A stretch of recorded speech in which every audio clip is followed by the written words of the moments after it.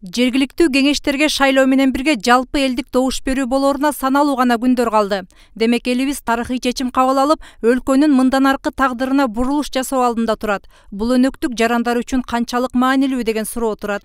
Шайлоого барам, бирок референдум болушун каалайм. Конституцияга обязательно добуш берем. 11 апрель күнү ар бир Кыргызстан жараны өзүнүн тандоосуну барып жасаш керек. Себеби референдумду тандоодо жаңылбашыбыз керек. Силер шайлоого барасыздарбы? Барам. Билбейм, катышпайм го. Барасызбы шайлоого? Барам. Буюрса катышасыз иншалла. Буга чейин президенттик шайлоо менен бирге өткөрүлгөн референдумда кыргыз коомчулугу президенттик башкаруу формасын тандап алган. Демек Конституциянын жаңы долбоору ошого жараша жазылган. Андагы өзгөрүүлөр тууралуу элге да түшүндүрүү иштери жерлерде жүргүзүлдү. 30 жыл жүрдүк ошол бийликтерге, 30 жылдагы бийликтегилерге ишенипчи.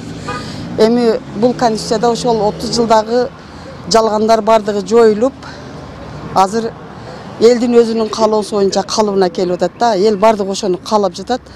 Мен ошол конституцияны колдоймун. Койчу көп болсо кой арам өлөт дегенде, жетекчи көп болсо ар кандай иштер болот экен, аркым ар жака тартып, туура эмес чечимдер чыгат экен. Ошол үчүн жоопкерчилик бир гана адамдын мойнунда болсо, ошол менимче жакшы. Жаңы конституция жарса жакшы болмок элдерге. Өзгөрүү кирсе жакшы болмок да. Чын айтсам, мен аларга такыр кызыгым жок экен. Мен чыгарбай эле коюңуздарчы.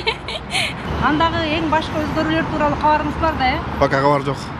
Шашатмын. Телевизордон да уккан жоксуз. Жок элек.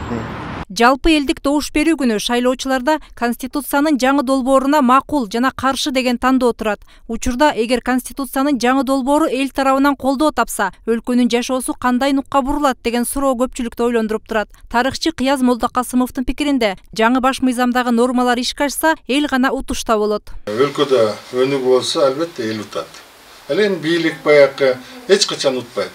Себеби бийлик канчалык күчтүү өзүнүн ушундай бир полномочиясын алганы менен, күчтүү бийлик болгону менен, алар эгерде калыс адилет иш алып барбаса, эч кандай реформалар жасабай, бийликте отурганына сүйүнүп, күчтүү бийлигим бар деп отура берсе, бул жерде элдин үмүтү үзүлүп, ишеними кетсе, андай күчтүү бийликти эл тез эле ордуна коет, же болбосо тез эле алмаштырып коет. Өлкө жараны кандай гана көз карашта болбосун, ар биринин добушу маанилүү дешет эксперттер. Андыктан шайлоого жарамдуу ар бир адам өлкө тагдырына кайдыгер карабай, өз мүдөөсүн жана позициясын билдирип, тандоо жасоосу керек. Мээрим Ташыбекова, Адилет Чокоев, 7 канал, Бишкек.